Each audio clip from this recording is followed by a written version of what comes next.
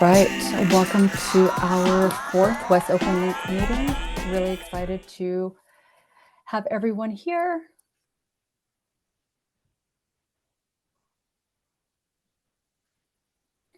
Quick recap of what is the West Oakland Link, just in case we have some newcomers, and welcome if there are new folks. West Oakland Link, what it is part of a larger project that will connect residents and community members of West Oakland to not only the Port of Oakland and the Bay Bridge Trail, but eventually to Treasure Island. It's 1.1 miles of separated, protected, elevated multi-use path, meaning users do not have to compete with large trucks or cars. So that level of safety makes it ideal for everyday use. And the role of the community and residents is to make sure that this project that'll be here for decades to come, right, really reflects the values of the community, right, in terms of design, amenities, and experience. So where is the project on a map? So it'll start on Mandela and West Grand and take folks all the way to John Judge Souter Park.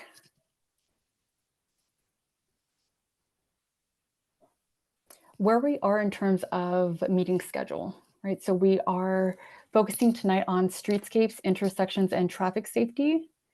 And what's really, really vital here is for residents and community members to share, right, their experience specifically around what will make these entry and exit points safe for users.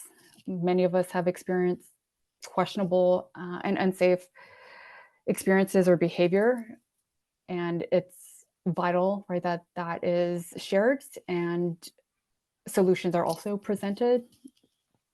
Our meeting after today's will be a culmination of all of the feedback that we've heard in these 4 meetings, and that is on November 7th.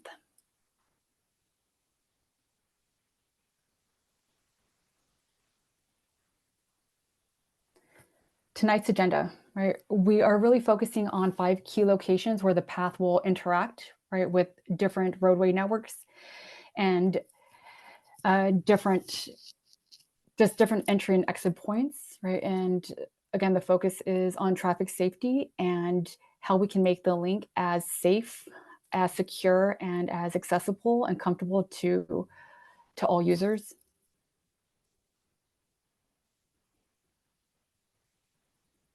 Meeting expectations, again, make sure that we are communicating with respect, right? And being aware of how much space someone might be taking up in terms of just talking, and make space for those who haven't had a chance, respect time agreements, and do your best to stay on topic. This is a really, really exciting project, and it's also key, right, that we are talking specifically about whatever topic or agenda item we have. If there's something that's top of mind, please type it in the chat and we will make sure that it gets answered. Again, we ask that you actively listen, right, with an open mind, and be cool, right, with different points of view, right? We wrestle with problems, not people. Assume good faith, right, when giving and receiving feedback. And we really look for diversity gaps, and especially who's here at this meeting and who's missing, and what we need to do moving forward to make sure that all users are being represented in these spaces.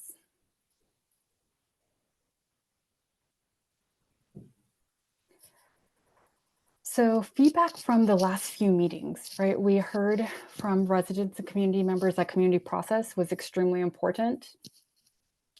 And we had groups making maps, right, in order to actually design a space that would make it so that this simply wasn't a pass through, right? That the West Oakland link wasn't just something you use to access other spaces, but it was something that can be enjoyed and is thoughtfully designed for residents and community members.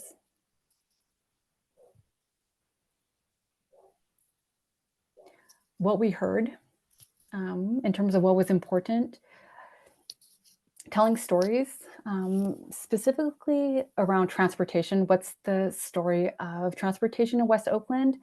Not only the things that have been done correctly, but the things that have been done terribly. And this serves as an opportunity to, one, to acknowledge that harm and to make sure that this project serves as a type of repair when possible.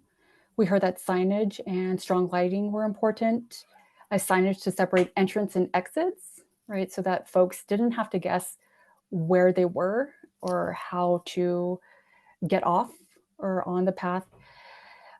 It was important to community members that the West Oakland link stands out, right, visually and architecturally, that the experience was calm, specifically when riding a bike, and that the underpass would be visually appealing. Street lighting, planting, wind sound screens, gathering space, those were also things that were mentioned in terms of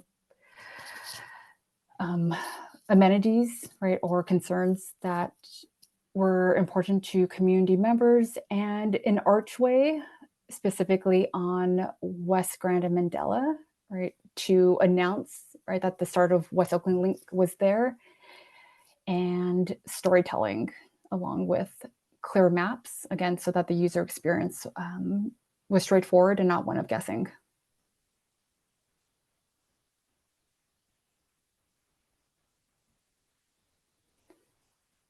Again, creating a safe, comfortable connection for cyclists and pedestrians is the aim of the West Oakland Link. And these are things that we're going to focus on tonight, specifically around what traffic safety and public realm elements can be part of the project, right, to make sure that all modes of transportation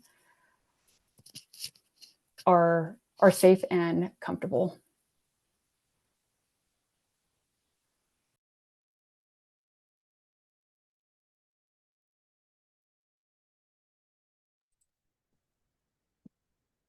If someone could, I think, unmute Stephanie. I don't know if she can do it on her own. I was able to. Oh, thank you. Perfect. Yeah. Thanks so much. Thank you, Nicole. So as Nicole mentioned, we're talking primarily about safety, comfortability, connectivity for where the trail meets the roadway network. And we want to go through and sort of set a baseline in terms of expectations about what that might look like and what amenities can be offered to create that safety, that traffic safety. So we're going to go through a few slides that have some options. If folks could continue to think about these, feel free to ask questions in the chat. But keep these all in mind as we get into the specific locations later in the presentation that Julie's going to go through. And we can always flip back to any of these slides if you need a visual reference or you have further questions as you start to think about the specific locations. So this first slide is talking specifically about traffic controls, which are a really useful tool, a little more technical than some of the others in controlling how traffic moves on the street and how pedestrians and cyclists interact with vehicles. So things like leading pedestrian intervals, which give pedestrians and bikes a head start to cross the street so they're not having direct conflicting movements with motor vehicles, turn bans that limit what motor vehicles can and can't do on the street to, again, limit that interaction, slowing speeds, actuated signals, so pedestrians can say, hey, I'm here and I'm ready to cross, and their crossing can be accommodated in a way that still lets traffic flow if there's no pedestrians there. And things like curb regulations that help control what's happening at the curb, leave rooms for access that's needed without creating double parking, which can be dangerous. Next slide. Streetscape safety elements are often geometric changes that help slow vehicles and make the movements of different users on the roadway a little bit more predictable. So things like road diets that might narrow vehicular lanes and reduce vehicular lanes, making vehicles move a little bit slower, which makes their movement safer. Things like protected intersections, which facilitate bike movement, safer pedestrian movement, and make vehicle turns more predictable. Traffic diverters that might help certain streets have less traffic on them, only local traffic. So if we know there's a neighborhood street that we want to encourage cyclists to use, that could be a good tool there. Speed humps to slow vehicles, chicanes often do the same thing, and traffic circles all slow down vehicles and make it safer for more active modes. More streetscape safety elements. This is really a focus on pedestrians in particular, but things like pedestrian refuge islands, high visibility crosswalks to make it easier to see pedestrians crossing, neck downs, median tip extensions that create shorter crossings so pedestrians are exposed for less time, and also provide refuge, particularly on the medians, for folks who might have mobility impairments or seniors who need a little bit more time to cross. They can rest halfway through their crossing if they need to and feel safe. Things like raised crosswalks, again, providing additional visibility for pedestrians, and pedestrian scrambles or barn stances. Some people also call them all ped phases, where pedestrians can cross all at the same time in every direction, and there's no vehicle movement during those crossings. Next slide. And then mobility improvements obviously create lots of opportunities for people to try out or feel more comfortable using more active modes like cycling or walking, and even help facilitate transit and make it more accessible for people with bus boarding islands and seating. These elements also help with some of that traffic calming we talked about earlier, often by narrowing the roadway, narrowing vehicular lanes, and keeping movements of different kinds of vehicles a little bit more predictable. Next slide. And then finally, streetscape elements that improve the public realm can also lend themselves to safety.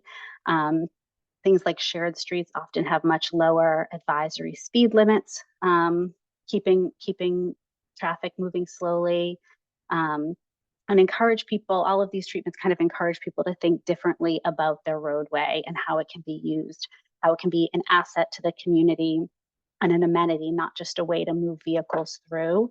There can be a lot of community programming and safety gains by either closing streets, making them limited access to motor vehicles, and really just becoming more of an asset in addition to a safety element. And with that, I will turn it over to Julie to start talking about some of the specifics for this project. Thanks, Stephanie. These were great examples. And yeah, so this next section of the presentation, so we'll really focus on 5 locations where the future trail will interact with the roadway network. And so these connections, these locations are very important to make sure that, they will be safe and comfortable for both pedestrians and bikes, but also, practical for vehicular traffic. So we have 5 locations to look at, so quite a lot to cover during this presentation. And we really want to make sure that we have time to discuss each of the locations. So the format will be that we'll focus on one location. I will try to be brief, but we'll give an introduction, explain what's going to happen at this location, and then we'll have an open discussion and we'll receive your feedback. We'll have some questions and some images to start the discussion. And the format will be the same for the 5 locations. So we'll start with location number 1, so the intersection of Mandela Parkway with West Grand Avenue. So we'll start east and we'll make our way towards the west of the project. So this intersection, I'm sure you all know it pretty well. Right now, it's very car-centric. There are not that many safety treatments at this location. And we have, of course, Mandela Parkway and the park in the middle with great amenities for pets and bikes, but the connection within the intersection aren't that great currently. And it's also an area you can see on this photo, it's a corridor, that with heavy traffic, where vehicles can speed, so things can be improved. In the future, with the proposed trail, so that you can see in pink on this drawing, so the path will really connect to this intersection. And because of this connection, we'll have the link, we'll have Mandela Parkway, we'll have also some future bike lanes on Grand Avenue that will connect this intersection to downtown. We can see how this intersection will become, the entrance to the trail, but also a strategic connection for, the wider bike network and pedestrian network. That's what we wanted to show with this map, to really show that there's a gap, a big gap currently. So you can see where we have the pink star, so that's our intersection, Mandela and West Grand. And you can see that right now there's no viable connection to cross I-880 or the railroad tracks. So you have some bike connections on the east side, on the west side, but really a big gap in the middle. On this map, we're showing, so number one is the trail that we're discussing today, and 2 and 3 would be the best options that exist today, but as you can see, none of them are really direct or easy. They're pretty long. You have to go, quite far to connect to the west part and the Bay Trail. So these are not great options currently. And you can see that the trail would be really the most direct and the easiest option to connect to the Bay Trail. So on this map, you can see how the connections will improve. So the solid green lines are existing bike facilities, and the dotted lines, the dotted green lines are going to be future or planned bike facilities. And of course, in pink, you can see the trail that is currently being studied. So this intersection that we said will be a major connection between different networks.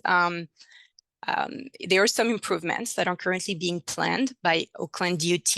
So we've tried to represent some of the improvements on this graphic so that we can present what is being studied, but also start discussing what you think might be good, what you think could be improved, or if anything is missing.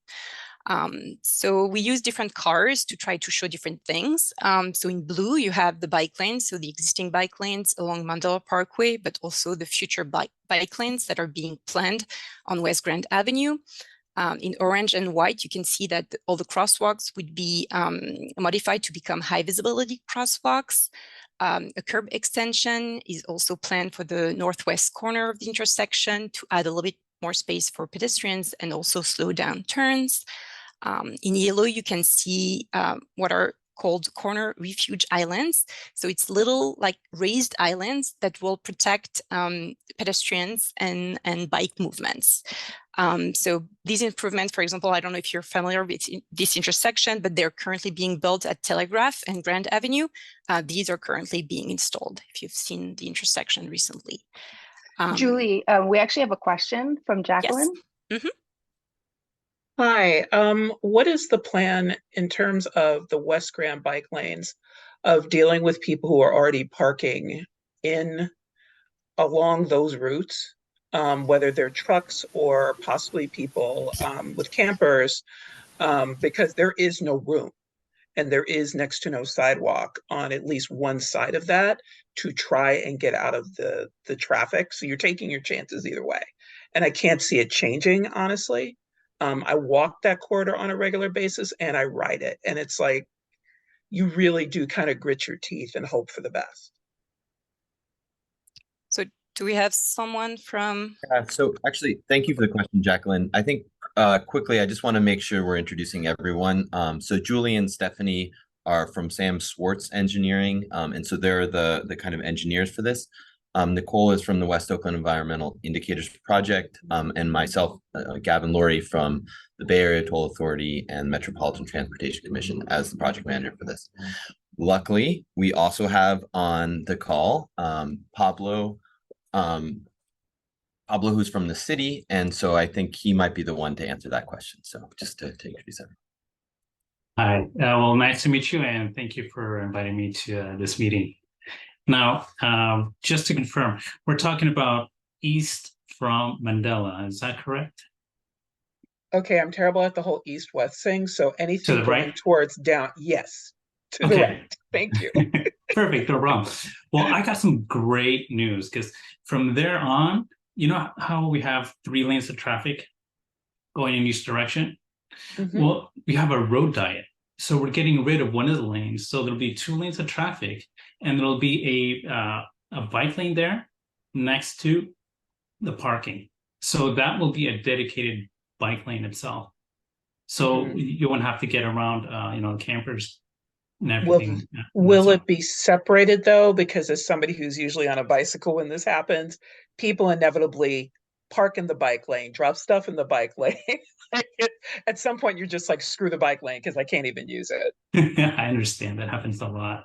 Well, we will keep parking. So parking will be at the curb. And then beyond that, we will have the bike lane with a buffer right next to it. And then beyond that, we'll have 2 parking, sorry, not 2 parking, but 2 travel lanes. I don't know if I'm able to share, but if you want, if we have some measure, I have the plan on my screen. So should I just give it a try or? Yeah, why don't you give it a try? I think you should be able to. Like it. Oh, let me try again.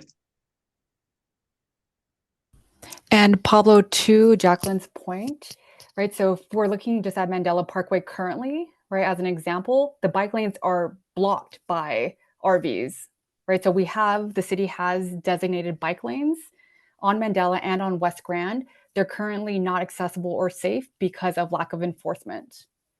Gotcha. Okay. Well, let me go over to this one first. So this is, I'll show you, I hope everybody can see it. Everyone can see my shared screen? Perfect, yes. Okay. So this is what we have in regards to reduced travel lanes. We have 2, this is, right here is Poplar.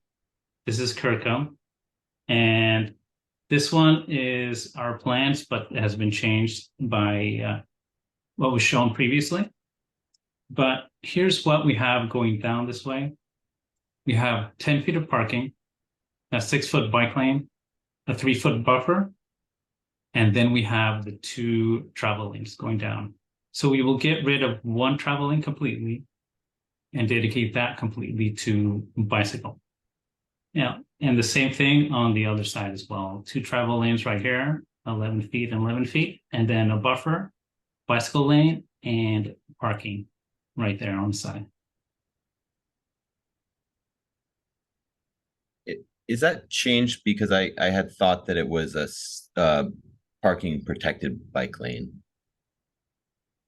It is not a parking protected bike lane. And there's no way that can be inverted because having the parking right there is still kind of a problem. See, currently, right now, this is our plan. We are in construction at the moment, so in this stage, it'd be a little bit difficult. We're actually doing concrete at the moment, so maybe in the future, who knows? But currently, this is what we do have. Okay, thank you. You're welcome.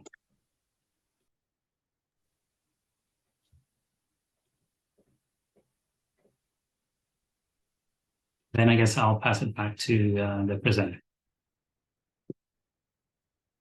Thanks, Pablo. And thanks for the question. So just to finish with this intersection, what you can see in the middle, it's also like what Pablo mentioned, like what I would say a mini road diet. I think, and Pablo, you can correct me if I'm wrong, but based on the plans that I've seen, the median in the middle will be removed, and the intersection will be restriped, so that, you know, a buffer space can be created on the north side and south side, and the travel lane will probably be a little bit narrower. So That's this is what is proposed for now, this intersection. And now we would like to have a discussion with you and get your feedback on these proposed improvements, and maybe things that you think are missing or could be improved. And we've included, like we did before, a few slides with just some ideas showing some things like, you know, curb extensions or pedestrian refuge islands, some pavement treatments, other things like what we mentioned, that this will be installed like high visibility crosswalks, different types of bike lanes. So we can go back to these slides if you have any questions, or if you want to take a look at these photos again. But we would like now to open the discussion and get your feedback on this intersection, and talk about maybe some of your main concerns regarding safety, how you think that we can, you know, improve this intersection even more, and if there are any specific treatments that you would like to see at this location. And Nicole, I think we'll try to talk for maybe 5 minutes per location. Yeah, and I really do think that Jacqueline's point around just bike lanes being blocked is something that needs to be elevated, right? The city of Oakland already has bike lanes and bike paths and calming measures in different places. And we see it specifically here in West Oakland on Mandela and West Grand. And it's not safe. I'm not really sure how to leverage that, but I do want to just highlight her point, right? Because it would be a shame if the West Oakland link combined with the West Grand Avenue, you know, complete street paving project were inaccessible because of the city's lack of enforcement and failure to keep bicyclists safe by enforcing their own laws.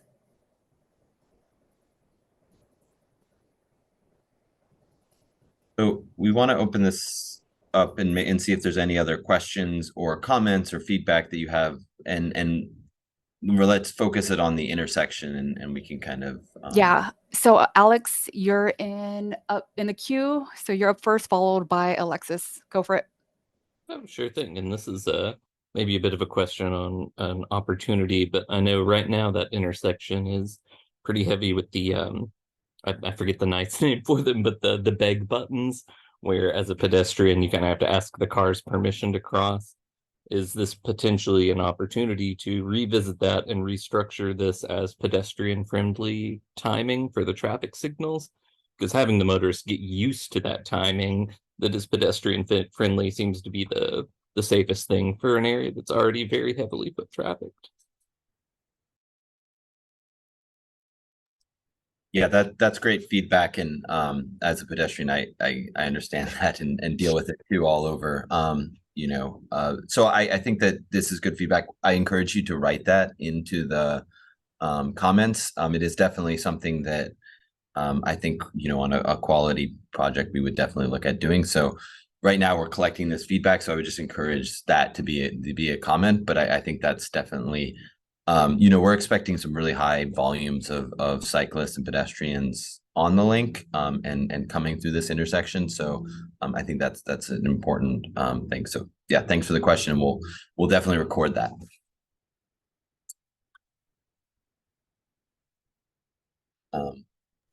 Alexis? Hi, I just wanted to talk about one specific part of this diagram. Specifically, basically where Peralta is on this map. So basically, if you are going to the east on West Grand, and then you're making that right turn, either onto Mandela or onto Peralta, I see that you're making some changes, some kind of, I guess, islands in the center here. But what I'd like to kind of just talk about and discuss is that a lot of the cars are going very, very fast coming off of that exit. And a lot of times they're confused about the Peralta Mandela choice. And so you see very fast cars making very sharp turns. And sometimes they're a little confused about like where they're going. Like Peralta is kind of hard to see when you're there. And so I'm wondering if we can do more to really, really slow down the traffic at that decision-making point. Because again, it seems like, you know, with the islands, then there's more of a continuous flow, you know, to the entrance of the link. But I'm still worried that like cars are just going to approach this so quickly and realize that they want to go on Peralta, that they're going to like smash through those islands, that they're going to like literally run over them. So I would just highlight that I think that there needs to be, you know, more visibility there, more traffic calming to just slow down cars before they get to that decision-making point. And I'm not sure if that is things like, you know, an elevated sidewalk. So it's like the car realizes like if they're elevated, right? If they hit if they're, you know, they're driving and then I'm, you know, it's basically that term, I think, continuous sidewalk or something. I'm sorry, I'm probably not using these these terms properly, but really like, you know, if a car is just going from like the same level to the same level, like I doubt they're going to reduce their speed. But if there's some kind of, you know, more visceral transition for a driver, I think that that would be helpful. Sorry for not knowing these terms very well. And I'm just going to jump on here and amplify some of the comments that are coming in on chat related to this. So one idea that has also been introduced, kind of piggybacking on that, is the idea of actually closing Peralta off to cars here, and sort of seconding that, the dangerousness of that stretch. Just Yeah. Go ahead. sorry. So just a quick, I don't have the answer solution to what will be done to Peralta, but what I can tell you from our bike ped department is that they are looking into it and they are doing engineering studies. It's not included in our project, but hopefully it'll come very soon as well. And then we also have some other comments that came in earlier that I think are worth highlighting as well, around traffic lights. So timing the traffic lights so that anyone trying to access the link has sufficient time to get to it before cars cross West Grand and Mandela.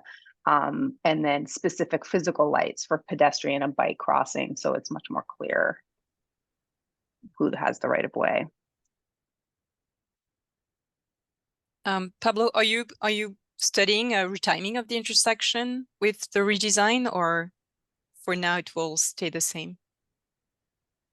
I know that AECOM looked at some of the traffic signals and they have redesigned some of it. So I don't know all the nuances of it, but they are looking to it. And then I'll try to see if we can apply some of these comments. And just regarding the earlier comments with the high-speed right turns in the eastbound direction, again, Pablo, correct me if I'm wrong, but the islands will be raised, right? So that normally a car shouldn't Correct. drive above on the island. They're Yes, quite they're high, currently right? 6 inches. Mm-hmm. Yeah, and we can also make sure that you know, Pablo and the Oakland Department of Transportation get the feedback on Peralta, you know, as they're doing that study. So we'll make sure that as we collect this feedback and additional feedback, if it's given in the survey and stuff like that, that we're also sharing that to make sure they have that.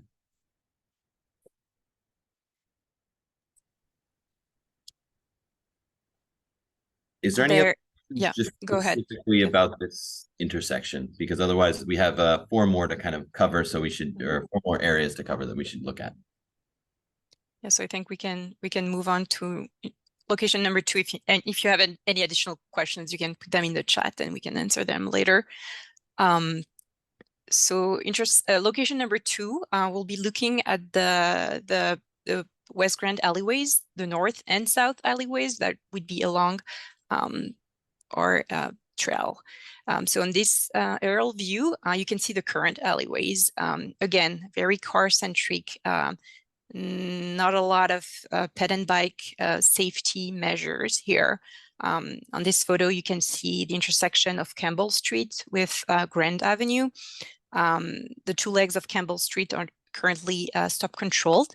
You can go through Grand Avenue, you can make turns, but as you can see, it's rather large. We might have some visibility issues with, the big buildings and the fences.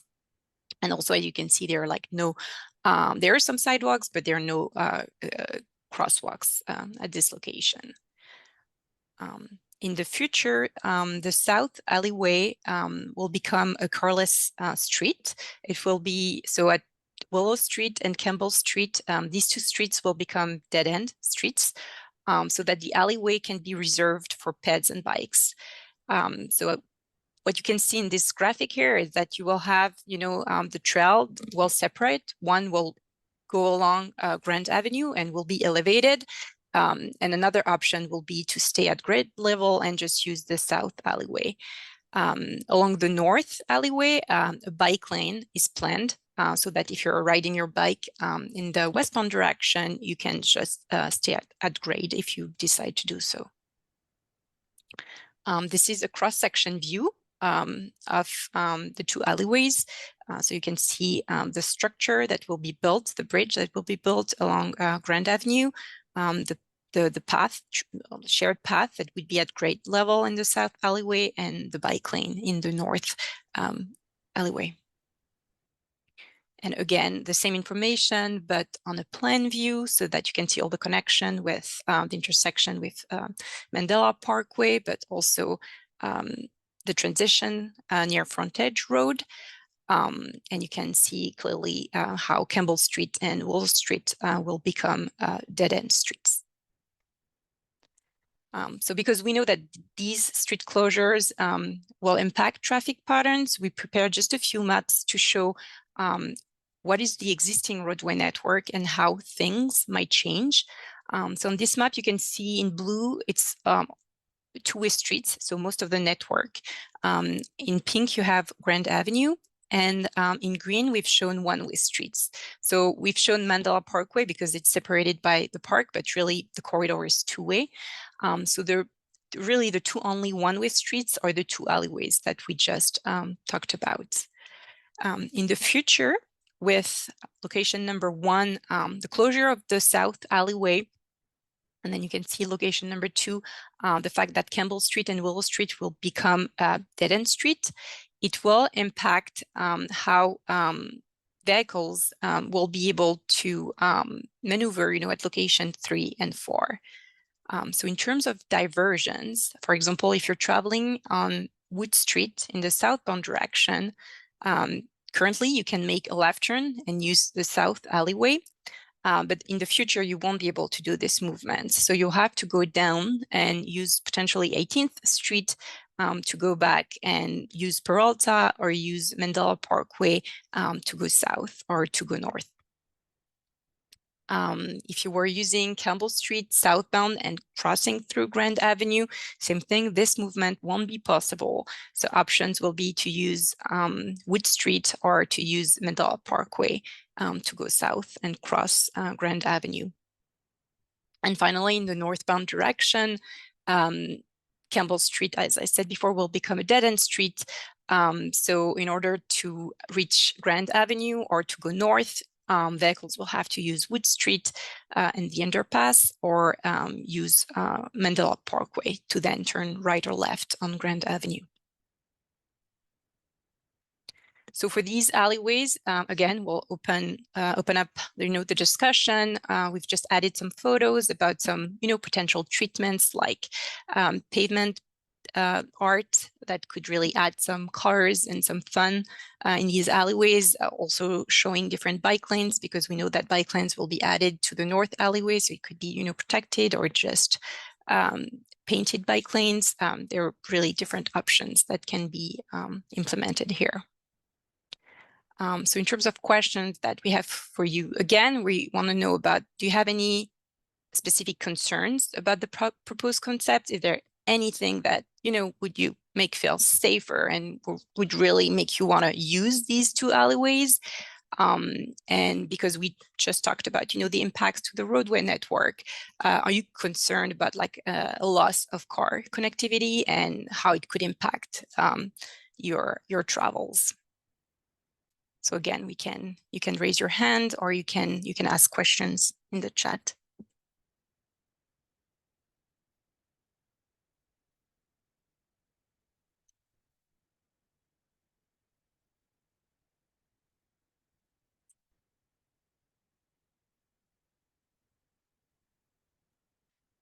Jess or Nicole, do we have any questions in the chat? Jacqueline.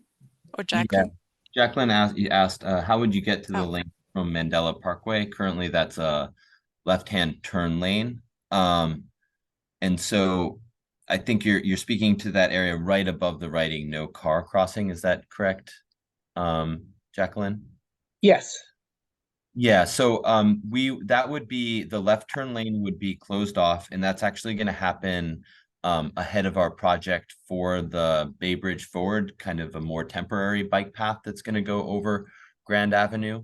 And so the right turn lane will be closed at that location.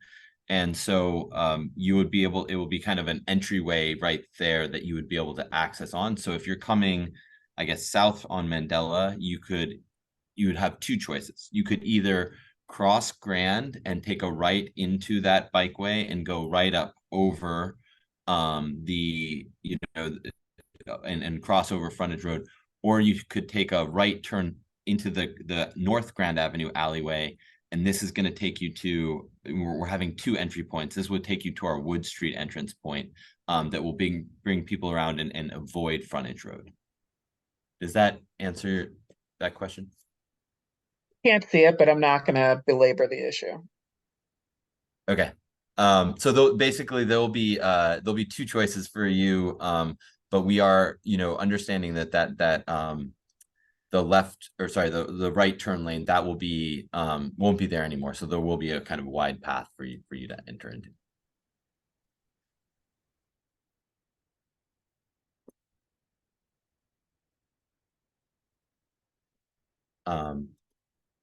So Patrick said, no concern of loss of vehicle circulation in location number 2. Still confused why all these locations can be studied, but not the closure of Peralta 2.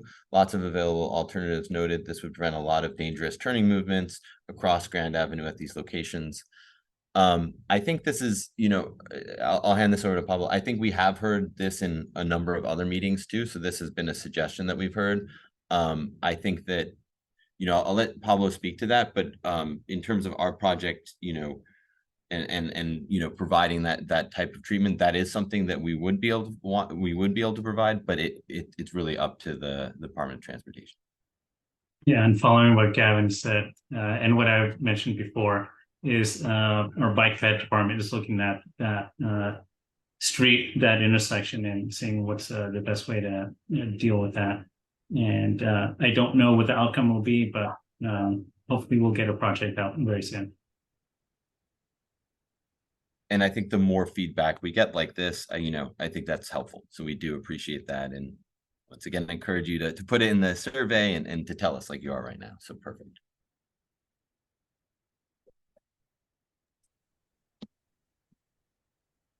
So we move on. No, is there another question? I don't see any. I just some. Yeah. So I think we can move on. Thanks, Alexis, for that. So let's move on to location number 3. So location number 3 is our Wood Street crossing. So at grade crossing.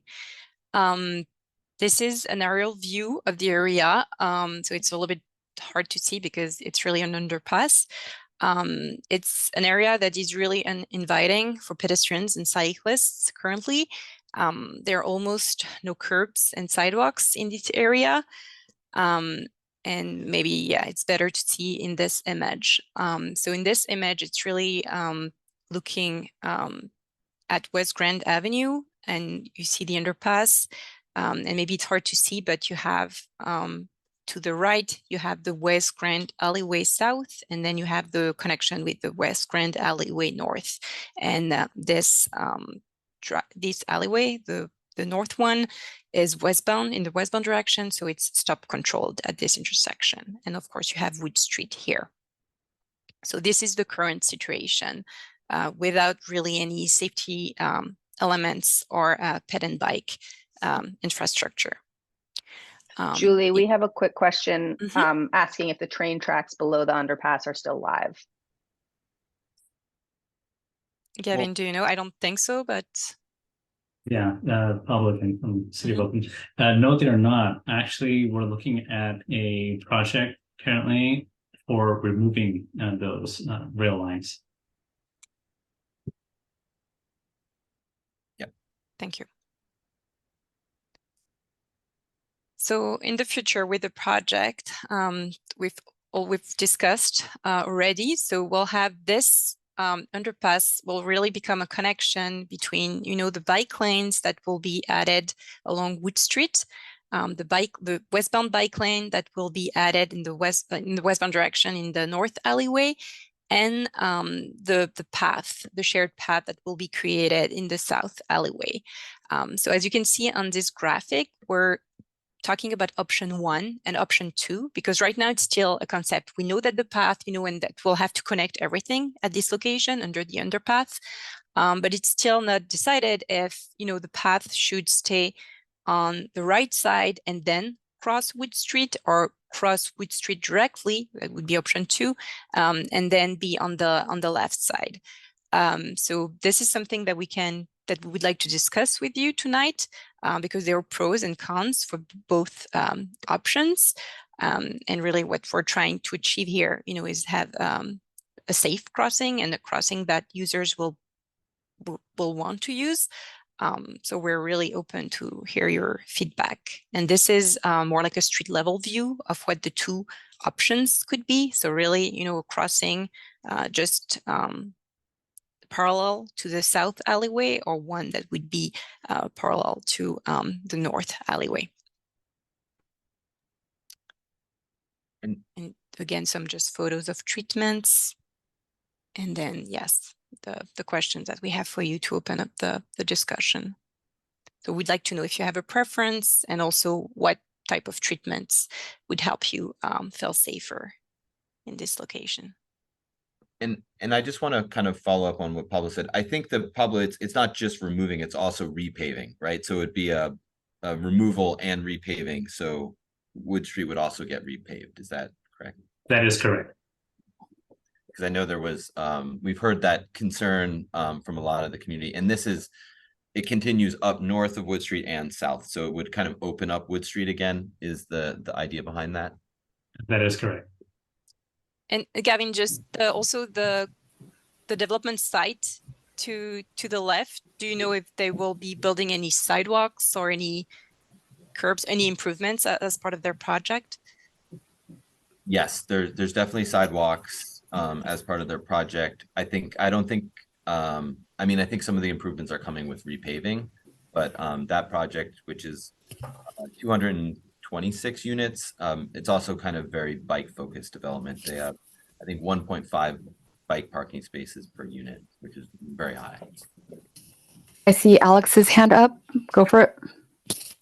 Yeah, I just wanted to ask, between when we're talking about the two crossing options, for these planned bike paths around Wood, or going north on Grand to kind of connect to the North Grand Alley, are any of those planned to be protected bike lanes?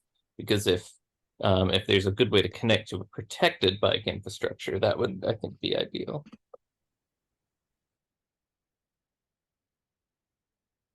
Gavin, do you know the Wood Street bike lanes? I thought they were just painted bike lanes, but Yeah, so sorry, I was holding off. There's loud noise outside my apartment.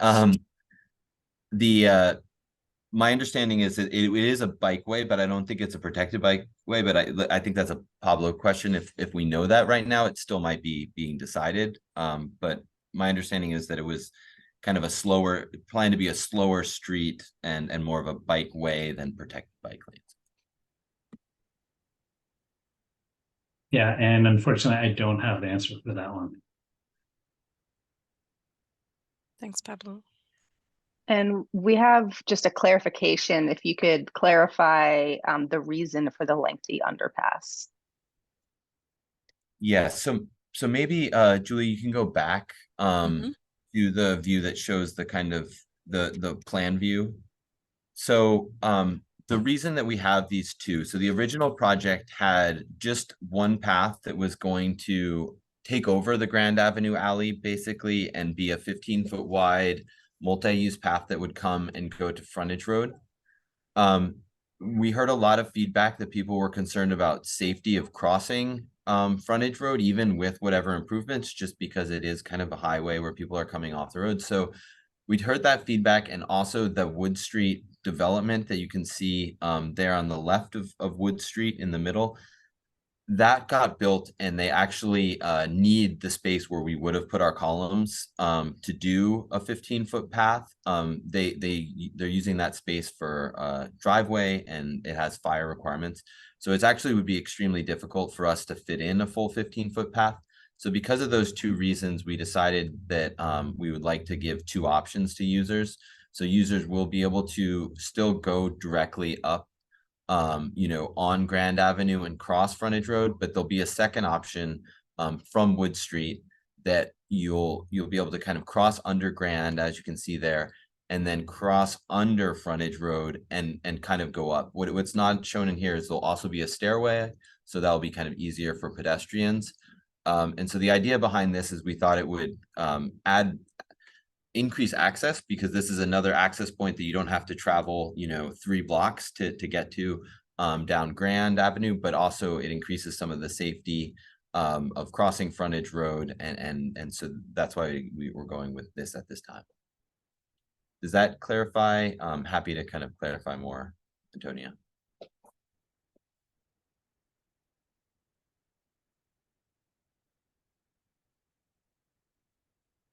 Yes, that is a good question. So I think we need to Sorry, Gavin, can you just read that out so that our recording viewers can know what you're responding to?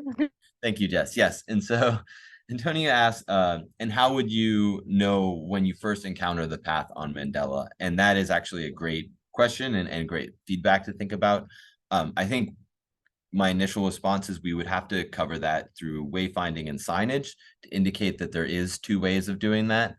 But that is an important consideration that we should be thinking about to make sure that that is clear, because we don't want people who might feel unsafe, crossing frontage road to not know that that is an option. And also, we do think that the Underwood is going to be kind of a better pedestrian option. So, I think that we do want to encourage that, because we can only get 10 feet worth of width on Grand Avenue. And so, there might be cyclists coming down there, kind of faster.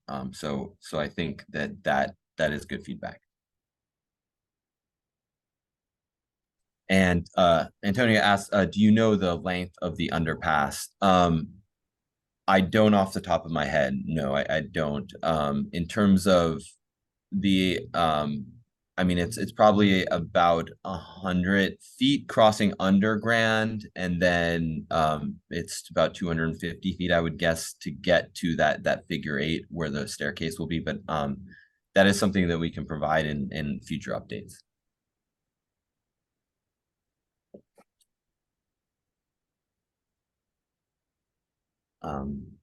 Any other questions on these plans?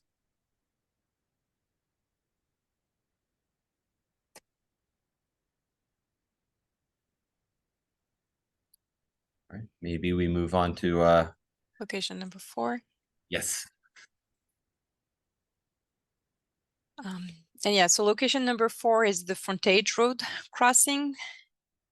Oh, just I think one last question for location 3. Option 2 would be my preference. Okay, so yeah, we'll note. Yes, and we are all the comments in the chat. We are recording them, so please put them in the survey. But this is kind of another way that we're taking feedback. So we appreciate the comments in the chat. So we briefly talked about it, but yeah, so the crossing at Frontage Road currently doesn't exist because this intersection is really just for vehicular traffic. There are no pedestrian crossings or rail sidewalks in this area. As you can see in this aerial photo, it has a lot of travel lanes. And so, yes, it can be a little bit, intimidating to pedestrians and bikes. This is another view showing what we just discussed. So the crossing that we would have at the level of Frontage Road, but also the path that would go under the highway and that would connect to the new ramp that would connect then to the bridge. So because this intersection will be used and might be used by a lot of cyclists and pedestrians, it needs to be improved so that it's safe. So included on this slide are like same thing. This intersection is still, we're working on it. It's still being designed. So this is like a list of things that we think could be very important to really improve safety. So it would include, of course, including high visibility crossings for both pedestrians and bikes to really show drivers that there's a crossing here and that they should expect peds and bikes. We're also thinking that curb extensions shown in green on this map could be added to, again, what we discussed earlier, slow down turns because this is a highly vehicular area. We were thinking also about turn restrictions. We're thinking that maybe right turn on red could be restricted to really help make sure that these crossings are as safe as possible. We also discussed that a little bit earlier, but signal modifications is also an option because a pedestrian phase could be implemented, maybe, or a leading pedestrian interval. We could also install a countdown timer so that peds and cyclists now know if it's safe, if they still have enough time to cross the intersection. Raised crosswalks might be a little bit difficult at this intersection, given the number of vehicles and the high traffic in terms of trucks, but I think that's something that can be studied. And of course, improving lighting will be very, very important to make sure that the path and the crossing is very, very visible. So it can be, overhead lighting at night, but there are also new things like in-road crossing lights that can be activated by sensors when peds and bikes are crossings. So there are very smart ways to make sure that the crossing will be very visible. So these are options. And of course, this is still being studied. But yeah, we want to hear your feedback. Do you think that such improvements could address some of your concerns? Would you feel comfortable crossing this intersection? Or do you think that there are any other treatments that should be, maybe discussed or implemented at this location to make it very safe? And we have a few questions in the chat. The first one from Jacqueline is, would there be reinforcement of the area under the underpass for earthquake safety? I don't think that is part of our existing plan. It would be very expensive to do that. I would say that that intersection and that structure, I believe, was built in the 90s. So it's not so it is up to it's not like a really old structure that maybe has some deficiencies. So I do think it's pretty recent. We can take this into consideration. Looking at this, I kind of see where you're coming at with all those structures above and stuff. I mean, there is kind of early earthquake warning detection and stuff. So maybe there's, we could see if there's some way of, showing where the safe space is or something like that. But I don't think we would be able to look at reinforcing the structure itself just because the cost would be prohibitive. And then we had another question. I know there are two paths typically to give people an option not to have to cross frontage road directly, but can you give us the history on why the frontage road crossing couldn't just be elevated? And Alexa, can you just specify, do you mean like elevated over frontage road, or what's the, just to? Yeah, so I'm taking a look where it just says frontage road crossing, right? And it looks like there's going to be a high visibility crosswalk and a bike lane. And I guess I was just looking for more history as to, why we couldn't just have like a continuous path that wasn't on the same level as car traffic, right? And I know it's not that big of a section, and the rest, right, seems to be at the same level as traffic here. But what about having like a bridge or something where we don't have to wait as pedestrians or as bicyclists, for cars to recognize us and let us pass? So I think we go as close to we can with that, with the kind of figure 8 option that you can see on the left and the stairs. The difficulty we deal with at this section is frontage road, and the elevation that frontage road is at is based on the rail lines. And so those rail lines have double stacked rail cars that go on them. So I believe the clearance height is something like 23 or 25 feet. So it's very high up. And so even with the existing West Grand structure coming down, it actually doesn't right now meet ADA requirements in terms of the grade. The grade is steeper than the 5% allowed. So even with that, that's why we are building like even a separate structure off of West Grand that is 10 feet wide. And so really there wouldn't be the possibility, like the slope would likely be way too high if we had to bring it all the way over. I don't know if that answers the question, but really it's the height that you have to travel up and the grade of slope, the slope that would be required on that to travel, up that distance. Yeah, I mean, I totally understand that we should have 2 paths just to make sure that it's ADA compliant. I guess my focus is just on the, straight path, which would be taken by people who can handle, I guess, those steeper variations. And so I guess more my concern is like for people who are commuting or who kind of want to minimize the time when they are traveling on this path, like, is there a way where those people wouldn't have to compete with car traffic and take the shorter path, if that makes sense? Yeah, I mean, I would just say it's probably not possible, because as you can see then on the other side of that, there is a road, Highway 880, that goes over it. So for one, we would have to start the path down much further to even, for it to even be a reasonable slope for an able-bodied cyclist to go up. So that would probably push it almost all the way to the Mandela intersection, if not further, because you would have to elevate over frontage road by, I think the requirement would be about 18 or 19 feet. And so you would have to, there would be a lot of additional elevation. So and then I don't know if that would work, because I'm guessing that Highway 880 that you can see there on the left was designed for that height. So we'd be running into that highway. So unfortunately, I don't think there is a solution here. Additionally, then we would have to be kind of a whole separate structure all the way over. So yeah, unfortunately, we are dealing with all these constraints, and I think that we just wouldn't be able to make the kind of geometry of this intersection work with a path that elevated over everything. Gotcha. Thank you for thinking it through with me and explaining. Yeah, no problem. That's why we're here. And we have a comment about raised crosswalk going to hold up. How is it going to hold up with such high levels of traffic? And yes, I agree that this might be an issue. It was just an idea.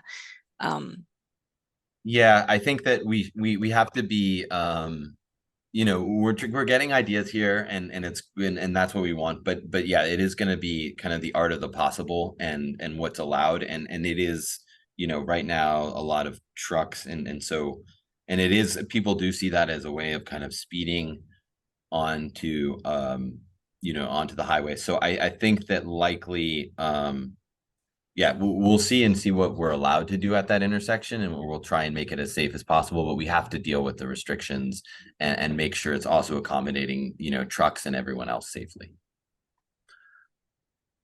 I see the Antonio asked, why don't we just go under frontage road and then just loop up? So I guess the question would be, why not just have one path up?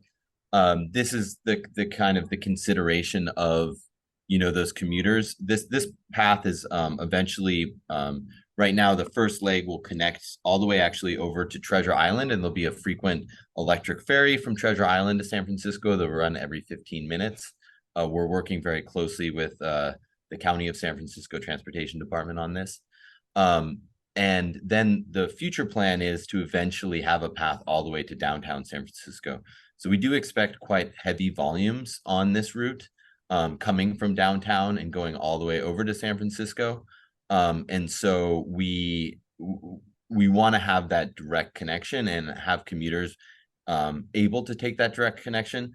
I would say if you didn't have that direct connection and there was any kind of gap, cyclists, speaking kind of from my own experience, would just go on to the regular road and go down frontage, you know. So I think we would have people kind of ignoring even that. So we have to kind of design for all users, but also this is to quickly get, you know, the cyclists and the commuters through this trail, because this will be a commuting route to San Francisco.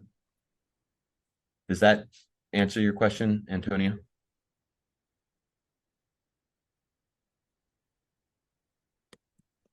And Pablo, Gavin, can you remind me, is this intersection, is it under Oakland's jurisdiction or is it under the state's jurisdiction? In terms of, we know what can be done in terms of signal timings and maybe rethinking this intersection. Do you know? I think because Grand Avenue is a state route at this point that it is under the state's jurisdiction, but Pablo won. Sorry. No, I'm not sure myself in regards to that. We can kind of check and figure that out, but my understanding is that it's likely the intersection itself, because I know for sure Grand Avenue is, that it would be under states. All right, we're getting a lot of questions here, so let's see if we can go through them. Have there been any thoughts about having a road diet on frontage? I know this is supposed to be a green barrier put in that would slow traffic. I think that's beyond this project, I would just say. So that is feedback that can be given to the city, but that is not something that we're addressing with this project.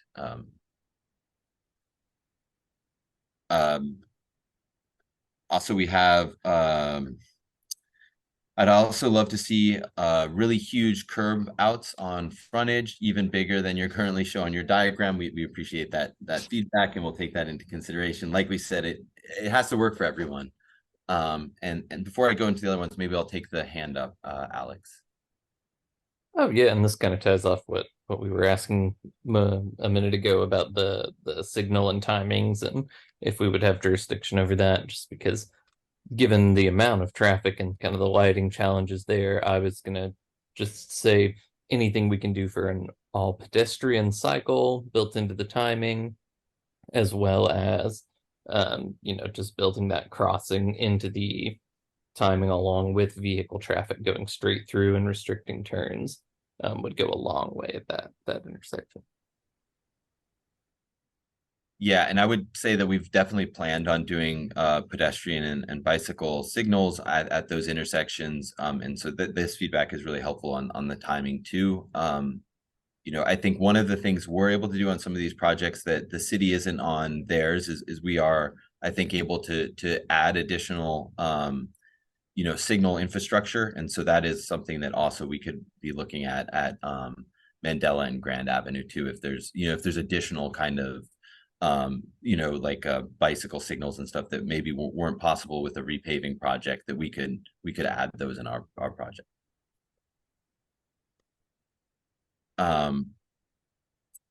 What percentage of users plan to use the path as a commuter option, and how are you predicting these metrics? That is a great question.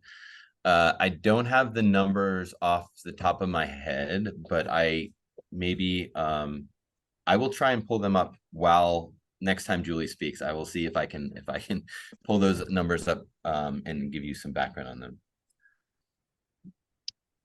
And we had a clarification from Antonio who said elevated below front edge. But I think it would probably impact also the new building that is being developed, right, Gavin? Having something that goes a little bit lower. Yes, and also yeah, I don't think you would be able to fit it in there if you came from the alley and kept it under frontage road. I don't think you would be able to. We can double check that. I don't know if we did look at that as an option, but I'm pretty sure the elevations don't work on that. But that's a good point that I think we can look at. And yeah, it is 7:16, so maybe we can move on to location 4 because we still have 2 locations to review. No, sorry. No, this is the last one. Yes. That's the last one. Yep. So it's just my numbering system is off. Okay, so we're in location number 5, the touchdown. So this is our last location. So you've maybe seen these graphics before, but this would be the end of the trail. So when we get to Burma Road and where it would connect to the Bay Trail, so you can see the structure in pink and how it would go under I-880. And in blue, you can see some of the existing trails in the area that are at grade level. So really the end of the trail with the ramp would make all the users go down to the grade level and connect to the Bay Trail. So in this image, you can see how in one direction you could go to Emerville, in the other direction you could go to the Bay Bridge. So this would be the second, entrance or exit of this new path and would be a very important connection. This area won't have any vehicular traffic. It will just be 2 trails connecting to each other. So it's a little bit different compared to the other locations, but we still want to, discuss and get your feedback. Maybe you have some concerns, about some potential conflicts between peds and bikes because we'll have a ramp. Some cyclists could, maybe be speeding down. We'll also have 2 trails with some heavy traffic connecting at this location. So if you have any ideas or any concerns, now is the right time to share them with us.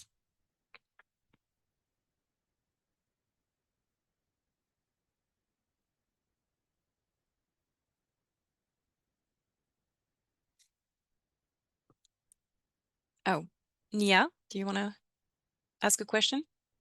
Hi, yes. Good evening, everybody. My name is Nia Jones, and I am the Director of Community Engagement at UC Berkeley's Department of Civil and Environmental Engineering. I'm an Oakland resident near the area of this project, and I have to be honest, I am very concerned with this project. First off, you couldn't answer my question, which really concerned me, and it actually brought me to doing some research on infrastructure in the Bay Area that is underutilized. And I found this study about the San Rafael Bridge that connects Richmond, and it just shows underutilization of this type of infrastructure. I also want to highlight the fact that I have been to several of these meetings and I have not heard any talk about West Grand Avenue being repaved. Those roads are causing flat tires on a daily basis, not just from motorists, cyclists as well.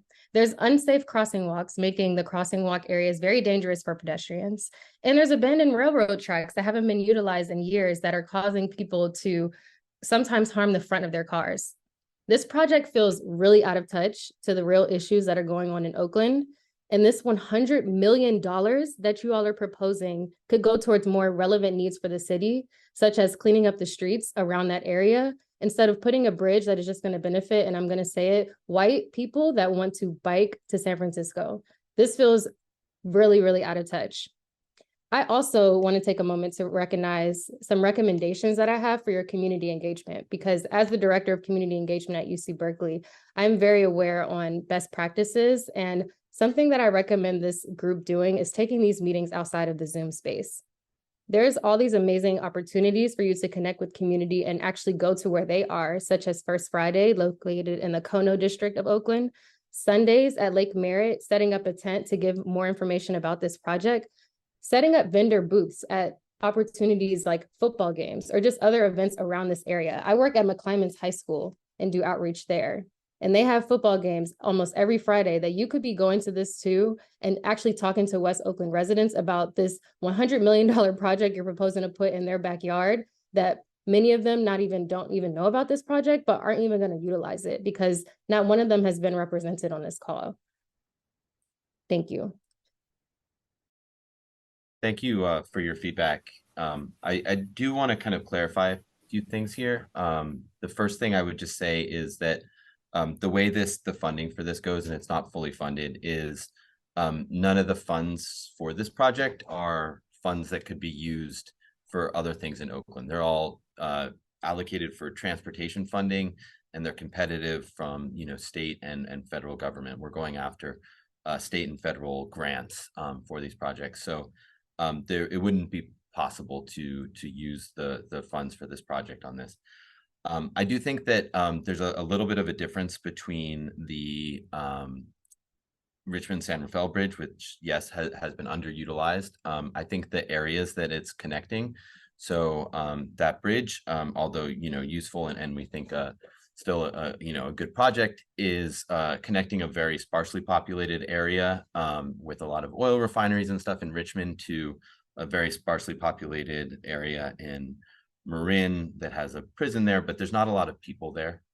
The areas that this project will connect, when it connects all the way to San Francisco, encompasses, there'll be 1.3 million people that will be within the e-bike catchment. So we'll be able to travel over within an hour, either from the East Bay to San Francisco or from San Francisco to the East Bay. Out of this population, 26% of the households don't have access to a vehicle. So these are people who don't have access to a vehicle and have very high bike ridership rates already. So we do believe that this is going to connect over and connect and kind of be a very useful connection. But we do appreciate the feedback on that. And I'm going to speak from WOEIP side. Nia, thanks for those comments. I also live in West Oakland and I do not identify as white and plan on using West Oakland Link. So I just wanted to name that recreation and West Oakland Link as a non-white person. This specifically, the attempt is to actually design it so that West Oakland residents primarily feel comfortable and seen and safe enough to actually use it. And Meet, who is on the call, he is our community engagement lead. If it's okay with you, I'm going to ask him to reach out to you. I do love all of those suggestions about we need to go to places where people are, right, instead of Zoom meetings. And we did have one in-person meeting 2 weeks ago. 2024 will primarily be in-person meetings. And yeah, there's a lot of missed opportunities, and I'm glad that you named them, and happy to continue this conversation after the call or after the Zoom call or however you like, but really appreciate you voicing and sharing that this project currently doesn't feel like it's for everyone. I would also just say I understand the concern about Grand Avenue, and so the understanding is that that's what Pablo was talking about for the project is that it is being repaved as part of that project, and so it will be repaved, and I think that's next year, or it's starting now, so I think it by next year is my understanding. Correct, and also we will be removing the railroad at Kirkham and also at Poplar, and striping high visibility crosswalks as well throughout West Grand within our limits of the project.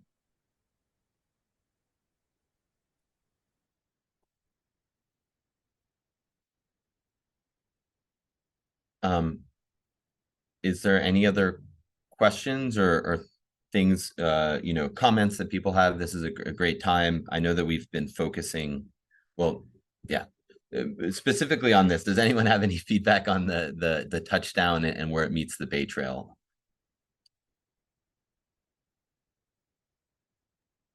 There's a question of informing people who normally don't use these things that the Bay Trail is even there and what it can or cannot do for you.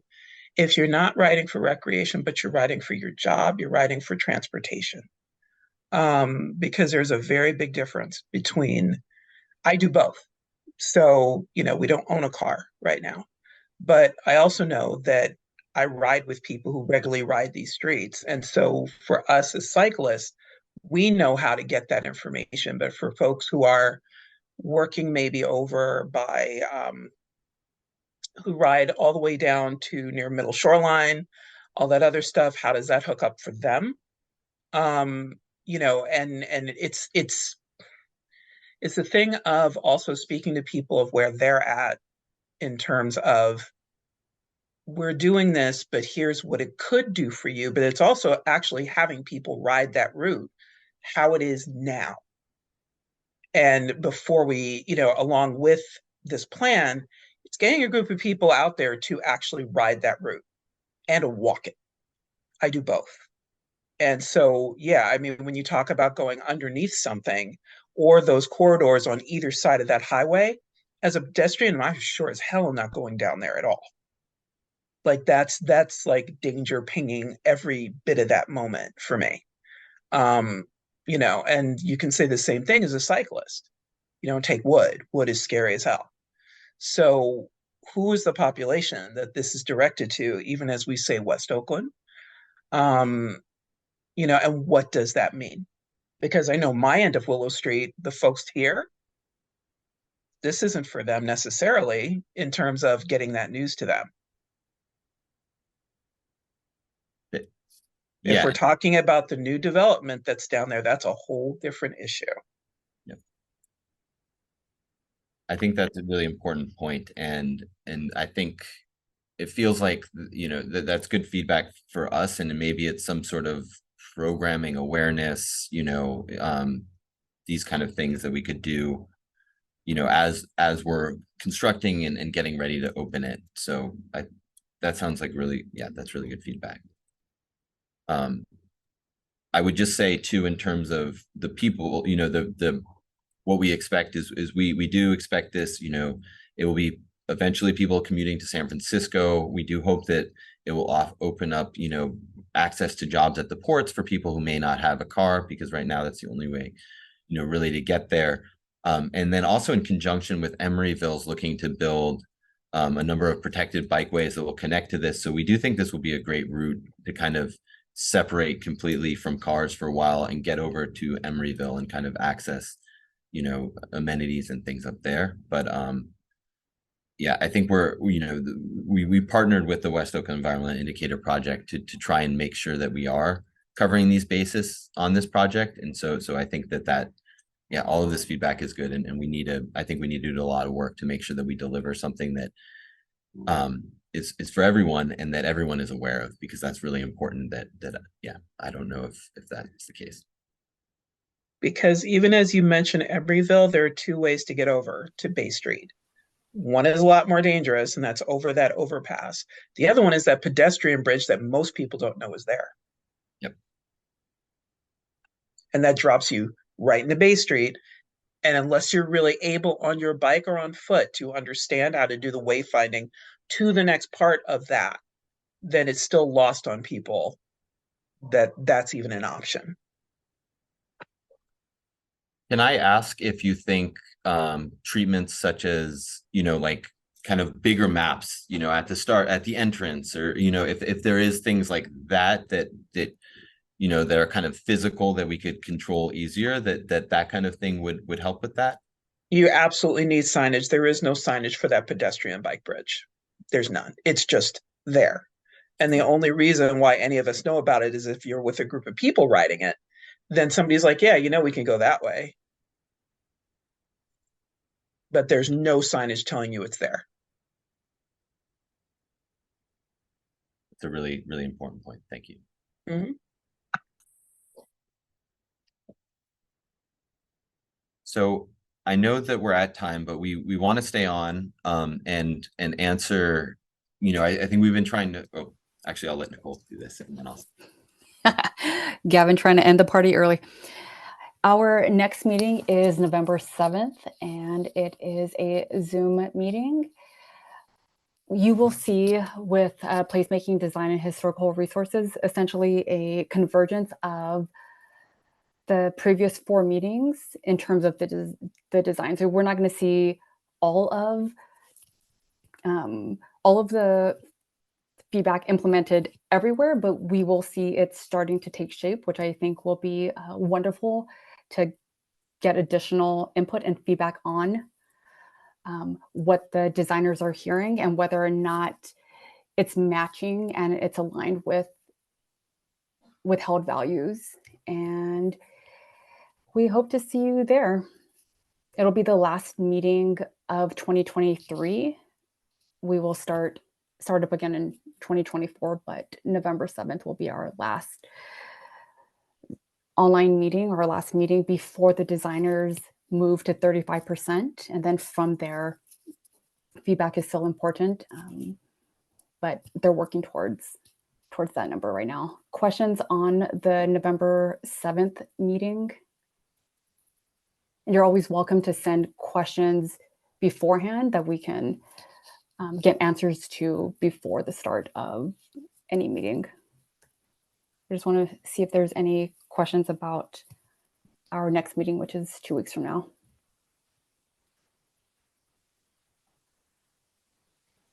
Will there be a discussion about pedestrian bike equity? Yeah, there needs to be.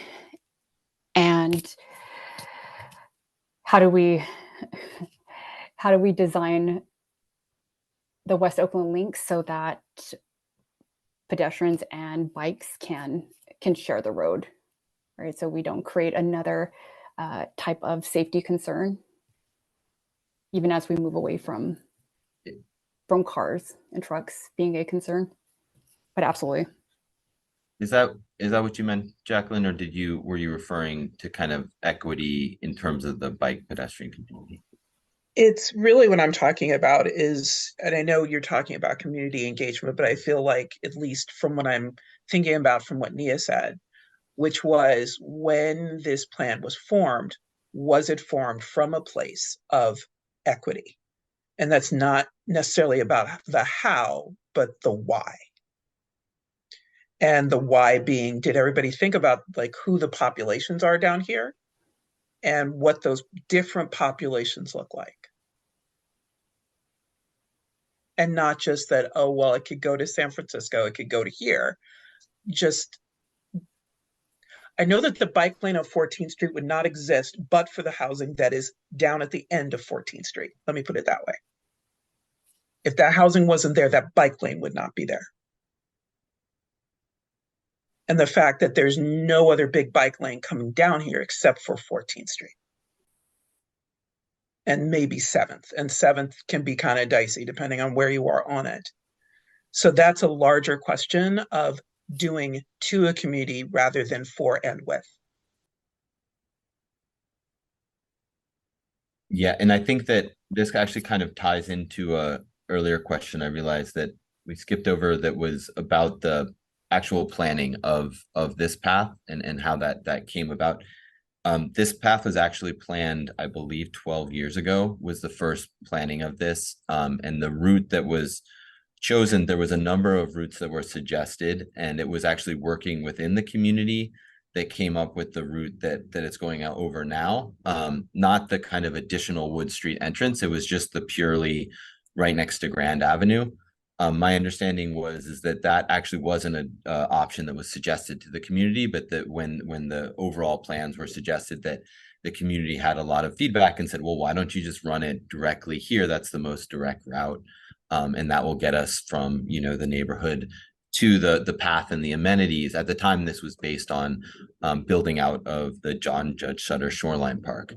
And so, yeah, my understanding was that at that time that was this design and this route was actually chosen by the community a number of years ago.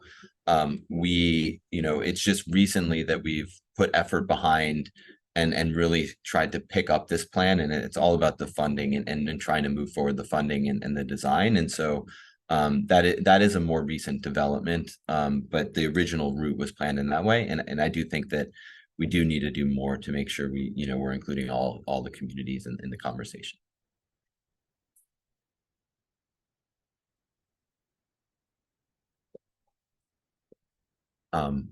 I want to, I think I'm happy to kind of discuss this more and we welcome all the feedback. I also do want to open it up in case there's questions kind of about the overall project, because I know we are focused on those 5 intersections. So we'd be happy to answer any kind of focused or questions that aren't focused on those 5 areas. And we really encourage everyone to share your feedback. You can also send us emails, but the survey is really one of our key tools here.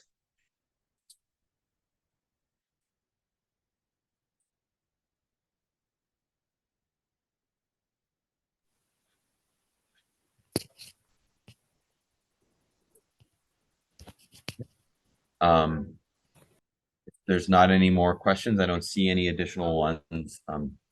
Thank you so much for attending the meeting tonight. And, like we said, there's another meeting on the 7th, and we really look forward to collecting all this feedback and really using it to make this the best project for the community as possible.